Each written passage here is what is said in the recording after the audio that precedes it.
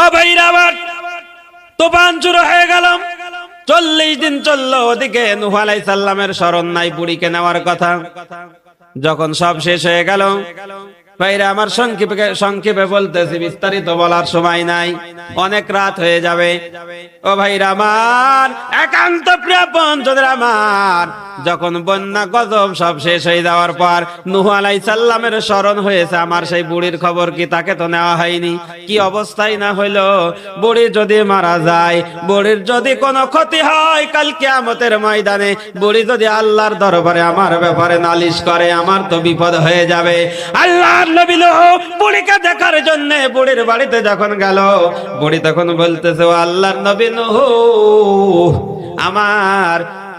আমাকে নেওয়ার জন্য তুমি এসেছো। এই কথা বলার সাথে সাথে আল্লাহর নবী নূহ সিজদায় পড়ে গেলেন আর বললেন, ওগো